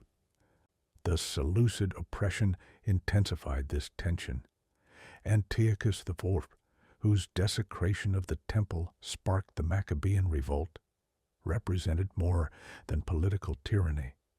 To ancient Jews, his actions symbolized a cosmic breach, an assault on the sacred center meant to disrupt the balance between heaven and earth. The abomination placed upon the altar was not merely an idol. It was a violation of the space that once functioned as the boundary against chaos. Many Jews believed such defilement invited spiritual intrusion. Texts from the period reflect this belief, describing increased demonic influence, corruption, and spiritual unrest. Even after the Maccabees reclaimed the temple, its sanctity was not fully restored. The Hasmonean dynasty that followed was marked by internal conflict, political ambition, and religious division. Pharisees, Sadducees, and Essenes each interpreted the law differently. Their disagreement reflected deeper fractures in Jewish identity, fractures mirrored in their views of the spiritual world. The Essenes, in particular, believed the world was overrun with malignant forces released by human unfaithfulness. Their writings describe elaborate rituals for protection and purification, evidence that they perceived the spiritual environment as dangerously unstable. The Dead Sea Scrolls reveal how deeply this instability was felt. These texts frequently mention Belial, the chief of the forces of darkness, moving through the world with unusual boldness. They speak of spirits of deceit, spirits of impurity, and spirits of chaos influencing nations and individuals. The community responsible for the scrolls considered themselves soldiers in an unseen war, living in a landscape shaped by spiritual conflict. Their worldview was not shaped by imagination, but by direct experience as they perceived it. Dreams, torments, afflictions, and disturbances that they believed reflected a world where boundaries had been shattered. Meanwhile, other Jewish writings from this era describe encounters with spiritual forces as a normal part of life. Tobit recounts unclean spirits attacking individuals, causing illness and misfortune. Jubilees describes rebellious beings leading humanity astray. These descriptions, while varying in tone and detail, converge on a consistent theme. Unclean forces were no longer confined. They moved freely, influencing behavior, afflicting bodies, and shaping the moral failures of nations. The rise of exorcistic traditions during this era offers further evidence. Early Jewish healers and spiritual authorities practiced forms of exorcism rooted in Scripture but shaped by the heightened spiritual dangers of the time. These practices did not exist in isolation. They reflect a world where such interventions were necessary. The frequency of exorcism traditions in Jewish literature from this era is unparalleled in earlier periods. The need arose because something had changed, something deep, ancient, and connected to the fall of the first temple. Foreign observers noticed this shift as well. Greek historians described Jewish holy men confronting unseen forces with confidence and authority. Roman commentators recorded a surprising number of spiritual healings in Judea. Even pagan philosophers wrote about Jewish exorcists, capable of invoking divine names to repel spiritual beings. Such widespread acknowledgement suggests that the phenomenon was real within the experience of ancient peoples. A consistent, observable spirituality that shaped how Judeans lived, worshipped, and interpreted their world. This period also saw the rise of angelology, the detailed study of angels and heavenly beings. Earlier biblical texts mention angels sparingly, but intertestamental literature expands on them extensively. Angels of protection, angels of judgment, angels of the winds, angels of nations. These classifications reflect a heightened awareness of spiritual forces. Such elaboration would not have developed without a corresponding increase in perceived spiritual activity. The people needed to understand who stood with them in a world filled with forces moving against them. At the same time, apocalyptic literature flourished. Apocalypses were not fantasy. They were interpretive frameworks for a chaotic world. They revealed hidden realities behind political events and spiritual disturbances. They portrayed history as a battleground shaped by unseen conflicts. And they consistently presented rebellious beings as active, aggressive, and dangerously free. This worldview was not unique to Jewish communities. Across the ancient Near East, people perceived heightened spiritual activity during this era. Mesopotamian incantation texts from the late period describe an increase in afflictions attributed to malevolent forces, Greek magical papyri record rituals to repel unwanted spirits. Egyptian texts mention wanderers and restless ones, beings disturbing the natural order. The entire region seemed to experience a shift, as though long-standing boundaries had weakened everywhere, not only in Judea. But Judea experienced this shift more intensely, more personally, and more directly, because, unlike other nations, Judea had once been the center of a boundary that held those forces in check. Solomon's restraints were not limited to Israel. Ancient texts portray them as part of a cosmic order radiating from Jerusalem. When the first temple fell and its subterranean architecture collapsed, that order failed, and the intertestamental era reveals the consequences. The spiritual world became loud, it became intrusive, it became unmistakable.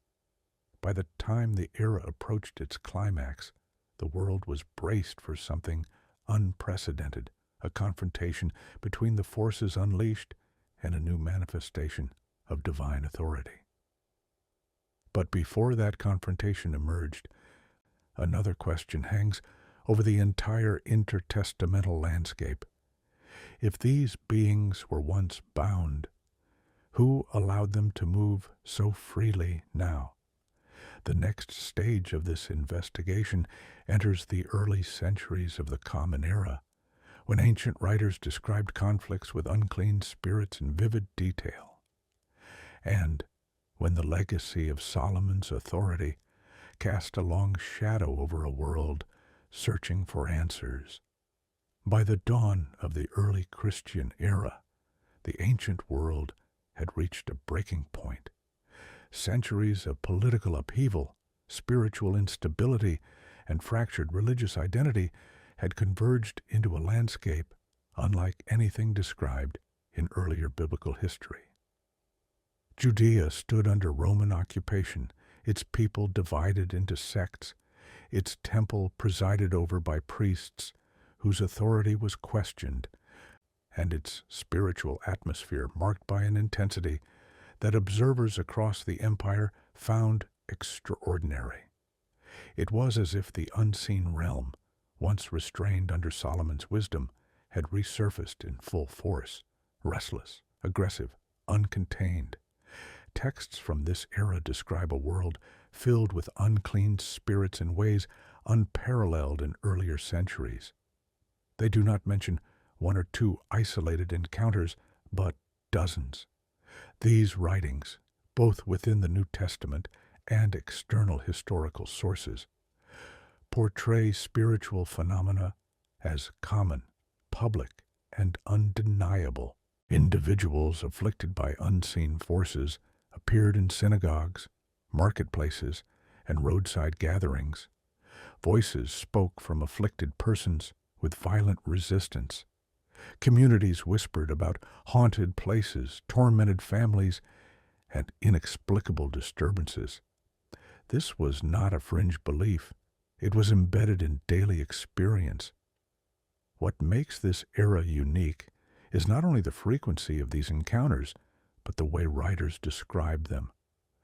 Unclean spirits are not presented as vague influences or symbolic representations of internal struggle. They are described as conscious beings, aware, articulate, resistant, and rebellious. They speak, negotiate, distort, and demand.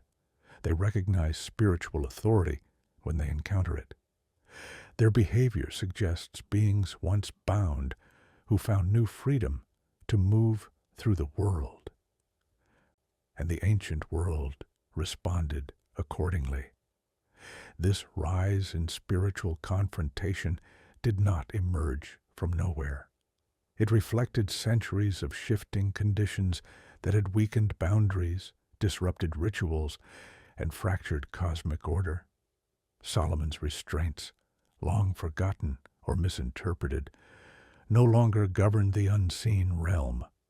What had been confined beneath the first temple no longer face the architecture that once suppressed its influence. The exile, the destruction, the incomplete rebuilding, and the reinterpretation of spiritual knowledge by foreign cultures all contributed to a cumulative unraveling. By the early 1st century, Jewish communities had developed distinct traditions to confront spiritual forces. Pharisees emphasized ritual purity as a defense. Essenes developed prayers and angelic liturgies as spiritual armor. Other groups practiced exorcisms, invoking divine names or reciting psalms believed to carry protective power. These practices reveal a world living under constant spiritual pressure, a world no longer stabilized by a king endowed with extraordinary wisdom. One remarkable characteristic of this era is the presence of public exorcists. Historian Josephus records that Jewish practitioners used methods attributed to Solomon himself. Josephus describes an exorcist named Eleazar, who, before a Roman audience, expelled an unclean spirit by invoking the name of Solomon and applying techniques said to derive from him. This account is not legend. It is written by an eyewitness historian known for his careful documentation. The fact that Solomon's name was invoked for exorcism in the 1st century demonstrates that Solomon's legacy endured, even though his authority no longer existed in the world. But imitation is not inheritance. The techniques attributed to Solomon functioned only partially, if at all, because they lacked the divine wisdom that empowered the original king. The widespread presence of exorcists during this era is itself a clue. If spiritual disturbances were rare, few would have specialized in addressing them. But the fact that such practitioners existed, and that they were called upon frequently, indicates that unclean spirits moved through the world with unusual boldness. Their activity was not hidden. It was public. It was disruptive.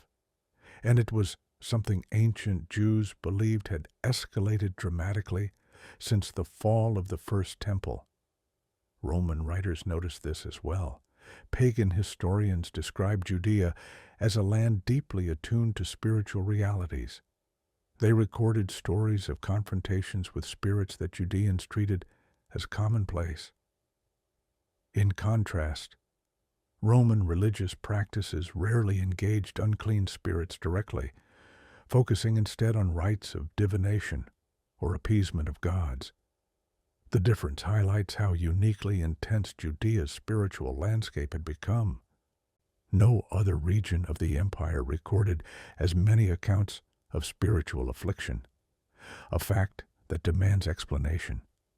The most historically grounded explanation is that Judea once served as a center of spiritual restraint.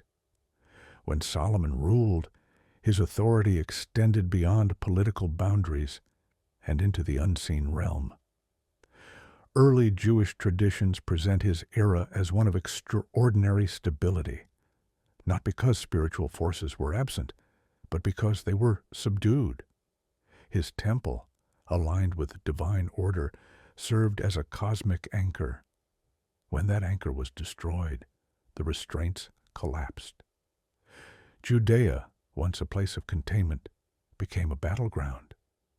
The early Christian era inherited this battleground fully, and it is here that the narrative reaches its most dramatic turning point.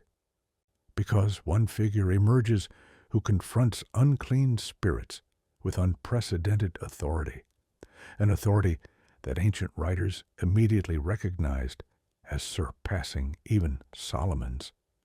Accounts from this period describe confrontations where unclean spirits react with fear, confusion, or anger when encountering a specific individual.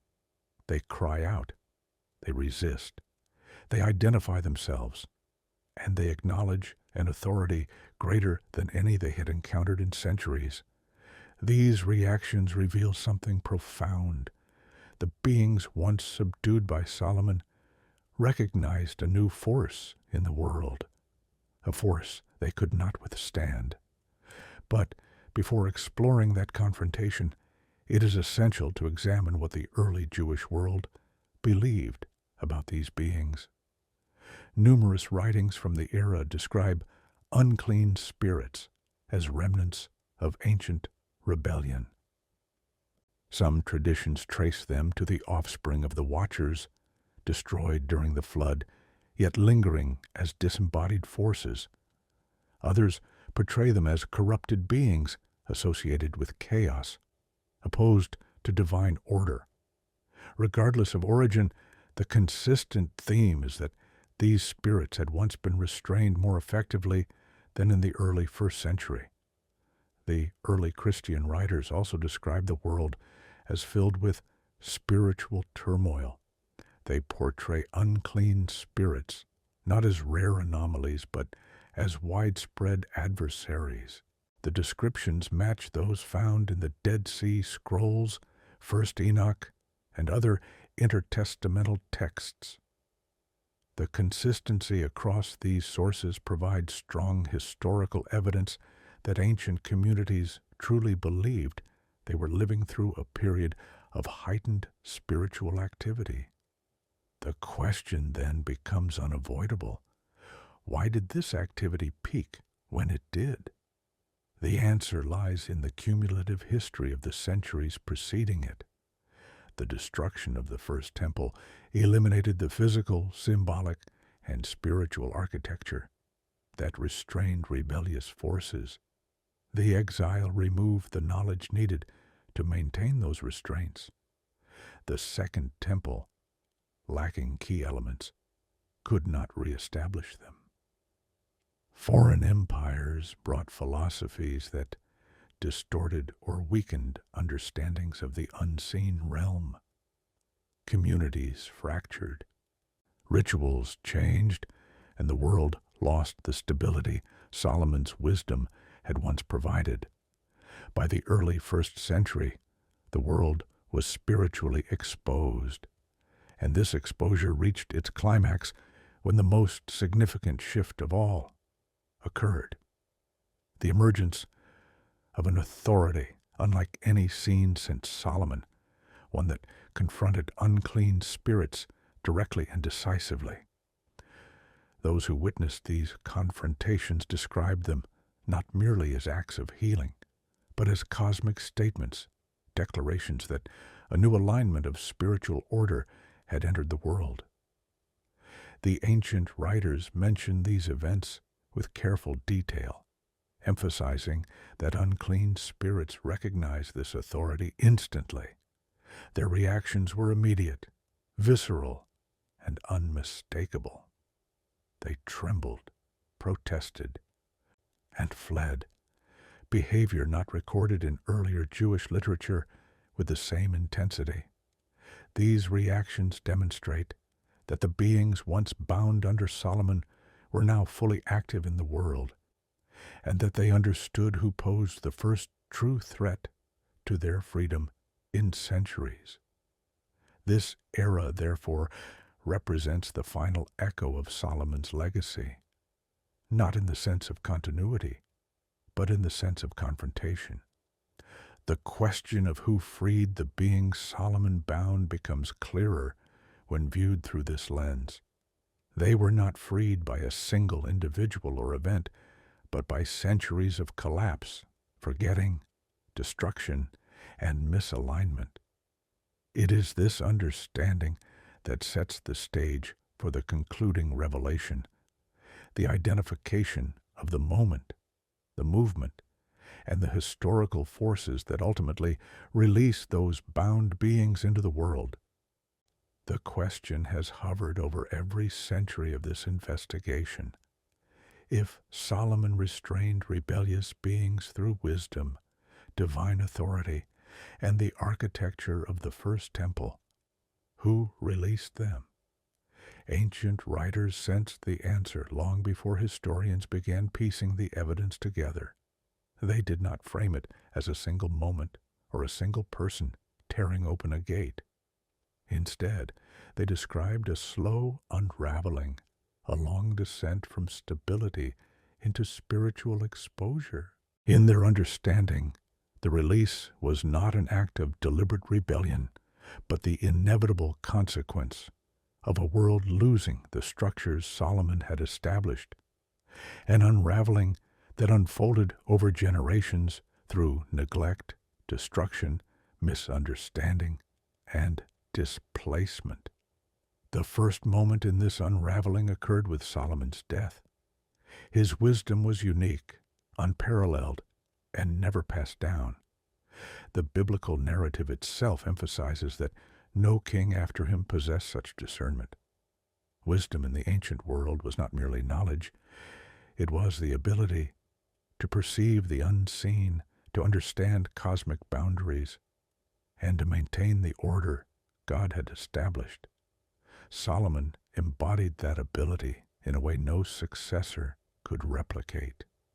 When he died, the active force restraining rebellious beings disappeared. The restraints themselves remained, rituals, architecture, boundaries, but the living authority needed to oversee them was gone. This was the first crack. The second moment came with the division of the kingdom. Political fracture produced spiritual fracture. The priests of the northern kingdom diverged from the traditions maintained in Jerusalem. Shrines, altars, and practices not aligned with the temple emerged across Israel. Even in Judah, kings fluctuated between fidelity and rebellion. The rituals that reinforced covenantal boundaries were inconsistently observed, incorrectly performed, or replaced by foreign practices. Solomon's system required unity and continuity. Division broke both. The third moment came with the slow erosion of ritual knowledge. Priests neglected sacred observances. Sacred texts were forgotten and rediscovered. Genealogical records were lost. Even righteous kings struggled to restore traditions long abandoned. The spiritual world in ancient Judaism depended on sustained rituals aligned with divine order.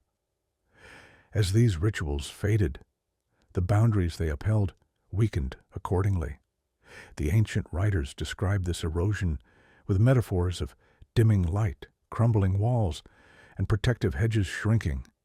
These were not literary devices, they were theological assessments of a weakening cosmic structure. The fourth moment was catastrophic, the destruction of the first temple. Everything Solomon had built, physically, spiritually, symbolically, collapsed under Babylonian assault. Stones shattered, the courts burned, sacred vessels vanished, priests fled or died. And beneath the visible destruction lay the most significant collapse of all, the subterranean chambers that early traditions associated with the restraint of rebellious forces. Whether literal or symbolic, these chambers represented boundaries that no longer existed in the world. Ancient Jews believed the temple was a cosmic anchor. When it fell, the anchor was severed. This was the moment the ancient writers considered decisive, the rupture that unleashed forces once confined beneath the sacred center. But the release was not complete. Not yet. The fifth moment occurred during the exile, when Solomon's knowledge entered foreign hands. Babylonian scholars interpreted fragments of Israelite tradition through their own cosmology. They saw Solomon's authority not as a divine gift, but as a technique to be studied, imitated, and adapted.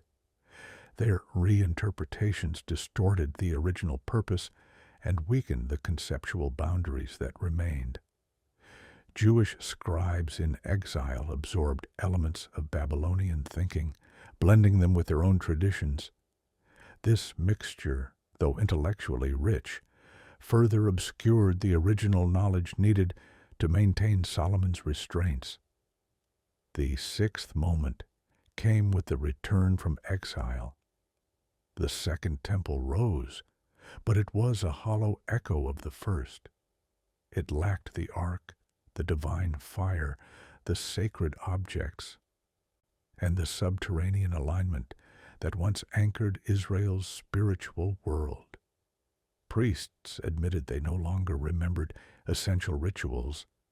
Protective structures were missing. Ritual precision was impossible. The temple functioned, but not in the same cosmic manner as before. The restraints Solomon once enforced through architecture and ritual could not be reinstated.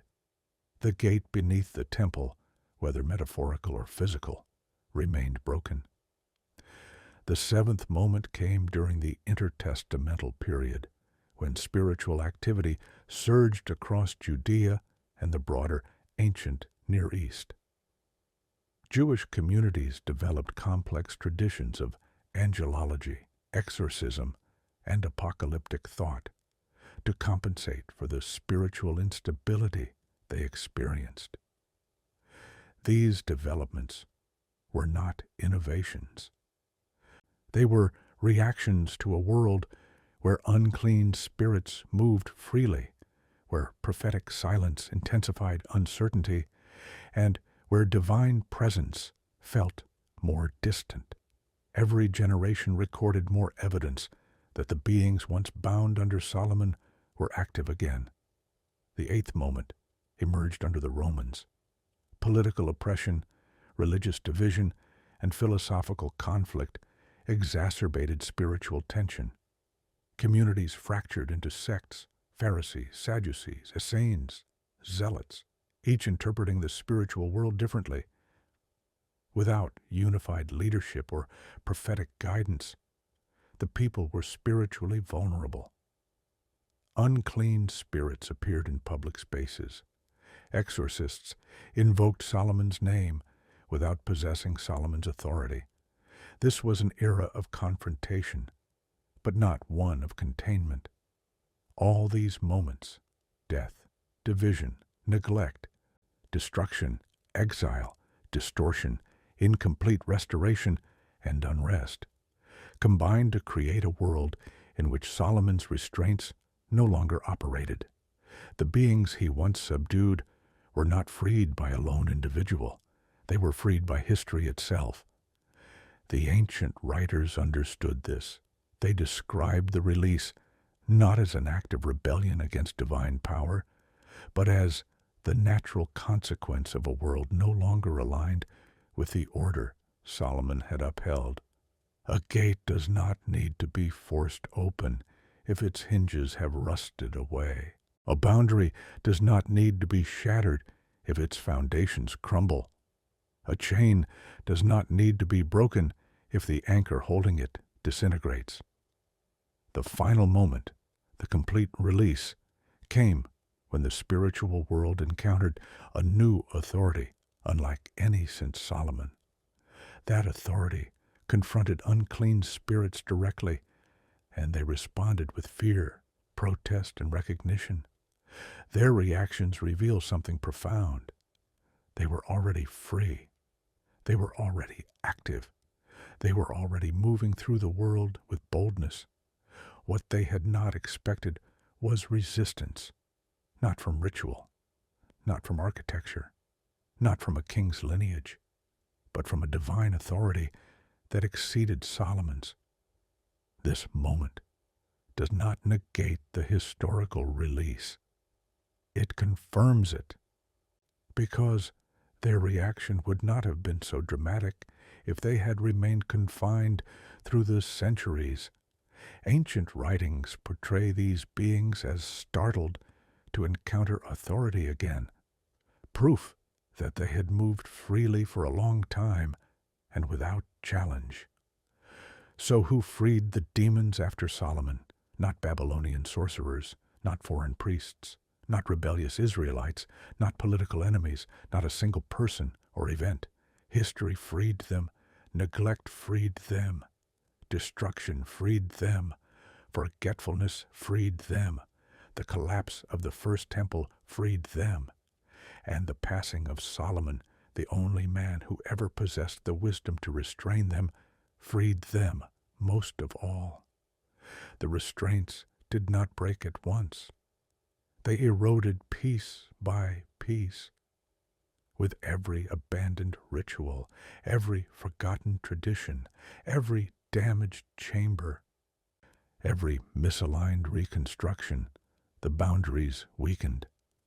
By the time the Second Temple stood, the restraints had failed completely.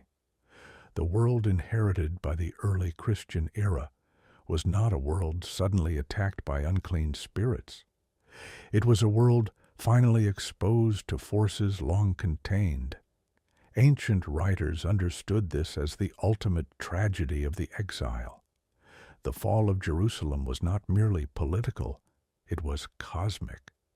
The collapse of Solomon's temple did not simply destroy a building, it dismantled a boundary. The beings once bound beneath it were not released by human rebellion, but by historical collapse.